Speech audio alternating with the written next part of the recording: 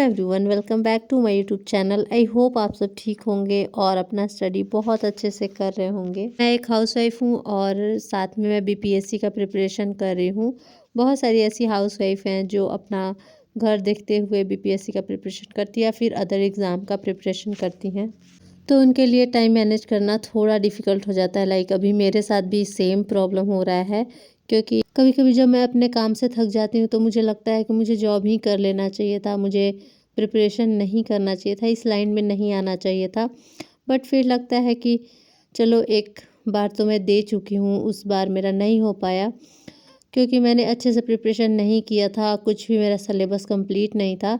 बस इस बार mostly syllabus complete है। अब मुझे रिवीजन करना है और साथ में करंट अफेयर मुझे देखना है और सारे सब्जेक्ट के मुझे शॉर्ट नोट्स बनाने हैं। साथ में करंट अफेयर देखना है और घटना चक्र वगैरह लगाना है। जॉब नहीं करने का डिसीज़न मेरा था, क्योंकि मेरी जस्ट शादी हुई थी और मैंने इंटरव्यू दिया था, उसमें मैं पास भी हुई थी और मेरा जॉब हो भी गया था। बट मैंने ज्वाइन नहीं किया क्योंकि मुझे अभी अपने हस्बैंड के साथ रहना था और अपने फैमिली के साथ अच्छा बॉन्ड डेवलप करना था, क्योंकि जस्ट शादी के बाद मैं कोई जॉब ज्वाइन नहीं करना चाहती थी। फिर उसके बाद मैं घर में ही फंस के रह गई और लगभग 1.5 साल बीत गए। उसके बाद मैंने फिर सोचा, और वो भी मैं खुद से नहीं सोच रही थी कि मुझे प्रिपरेशन करना चाहिए। एक दिन हम ऐसे ही बैठे हुए थे और फिर मेरे हस्बैंड ने मुझसे पूछा कि क्या तुम्हें कुछ करने का मन नहीं है, मतलब तुम यहाँ पे हो और यहाँ पे तो तुम कुछ कर नहीं सकती हो अपने लिए। फिर मैंने उन्हें बताया कि मुझे जॉब तो करनी है, बट यहाँ से मैं कौन सा जॉब करूँगी, यहाँ तो सिटी वगैरह है नहीं कि मैं जॉब कर पाऊँगी। तो फिर उन्होंने बोला कि अगर तुम चाहो तो प्रिपरेशन भी कर सकती हो, जिस चीज़ का तुम्हारा मन हो। और उस टाइम मेरे हस्बैंड का एसआई का दौड़ होने वाला था, मेंस में बहुत ज़्यादा नंबर था, तो मुझे लगा था कि वो सेलेक्ट हो जाएंगे। और तो इसीलिए हम लोग डिसाइड किए कि आप अपना जाके प्रैक्टिस कीजिए और मैं चली जाती हूँ पटना प्रिपरेशन करने के लिए। फिर मैं पटना गई प्रिपरेशन करने के लिए और 1 महीना रहने के बाद ही मेरा तबीयत ख़राब होने लगा। तो फिर मैंने इन्हें बताया कि मेरे साथ ऐसा-ऐसा दिक्कत है। तो वो बोले कि अगर तुम रह सकती हो तो मेडिसिन वगैरह लेके रहो, और अगर तुम्हें प्रॉब्लम हो रही है तो फिर मैं तुम्हें लेने आ जाऊँगा। तो उस टाइम हस्बैंड का तो सिलेक्शन नहीं हो पाया था, बिकॉज़ उनका मतलब फिज़िकल नहीं हो पाया था। कुछ इस तरह मैंने बीपीएससी का प्रिपरेशन स्टार्ट किया। मैं टेक्निकल लाइन में थी और टेक्निकल लाइन से मैं आ गई जीके जीएस वाले लाइन में। तो शुरू थोड़ा मुझे दिक्कत हुआ, बट हाँ, बैकग्राउंड मेरा साइंस था, तो चीज़ों को समझने का एक रहता है कि हाँ, हम समझ लेते हैं, तो वैसे मैं समझ लेती थी। तो इधर फिर मुझे इतना ज़्यादा इंटरेस्ट मतलब आ गया कि मैं आप लोगों को क्या बताऊँ। फिर मुझे उस लाइन में बिल्कुल भी जाने का मन ही नहीं करता है। सब लोग ना बहुत सोच के प्रिपरेशन स्टार्ट करते हैं कि हम ये करेंगे, वो करेंगे, ऐसे करेंगे, वैसे करेंगे। बट मैं एकदम से टेक्निकल लाइन से डायरेक्ट इधर आ गई और मुझे काफ़ी अच्छा लग रहा है इस प्रिपरेशन में। ऐसा नहीं है कि मुझे बोर्डम फ़ील होता है या फिर मुझे अफ़सोस होता है कि काश मैं उस लाइन में रहती तो अब तक मेरा गवर्नमेंट जॉब हो जाता, या फिर कभी मुझे अभी तक ये नहीं लगा है कि इधर मेरा नहीं होगा। बट देखते हैं अभी भाग्य हमें कहाँ ले जाता है। वैसे तो मैं उतना डेस्टिनी वगैरह में बिलीव करती नहीं हूँ, बट फिर भी अभी तो यही कह सकते हैं कि देखते हैं हमारा भाग्य कहाँ ले जाता है। खैर, भाग्य या मेहनत कुछ भी कह सकते हैं, बट मैं तो मेहनत ही कहूँगी कि अभी तक मैं ऐसा फ़ील नहीं की हूँ कि मैंने इस फील्ड में मेहनत किया है और मुझे रिज़ल्ट नहीं मिला है।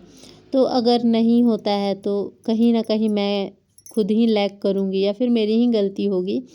मैं भाग्य को दोषी नहीं दे पाऊँगी। मुझे उतना बिलीव नहीं है, बट बहुत लोगों को होता है। और आज मैं बिल्कुल ही ऐसे मेरा मन कर रहा था कि मैं आप लोग से बात करूं, थोड़ा पढ़ाई से हट के थोड़ा डिफरेंट टॉपिक पे मैं बात करूं, अपना थोड़ा स्टोरी बताऊं। क्योंकि मैंने अभी तक अपने पर्सनल लाइफ के बारे में, मेरा बैकग्राउंड कैसा था, मैंने क्या किया है क्या नहीं किया है, कुछ भी ये सब शेयर नहीं किया है। और फर्स्ट टाइम पता नहीं कैसे मेरे को मन कर दिया और मैं कुछ और ही टॉपिक पे आज वीडियो शेयर करने वाली थी, बट आज टॉपिक में भटक गई।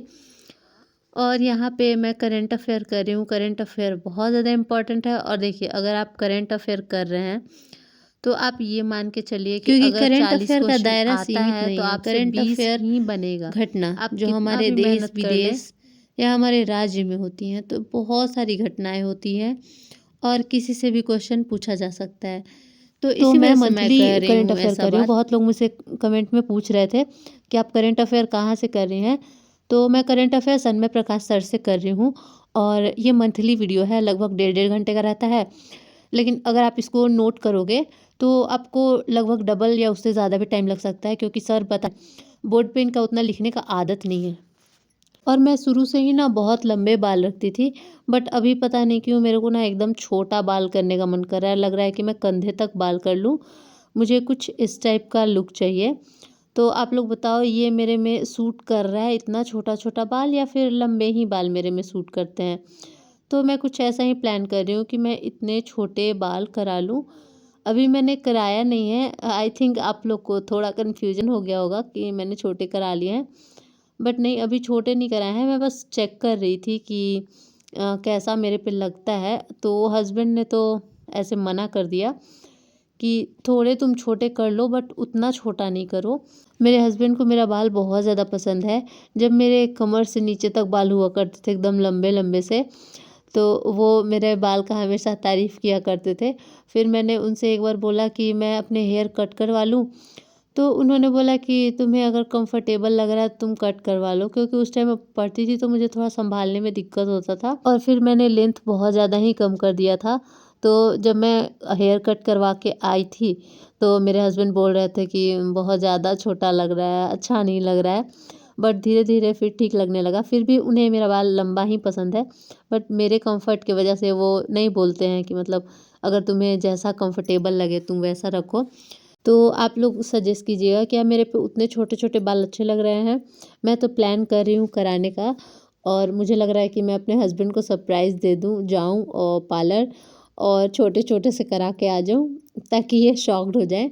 तो आप लोग कमेंट करके बताइएगा कि छोटे छोटे बाल मेरे पे अच्छे लग रहे थे या नहीं।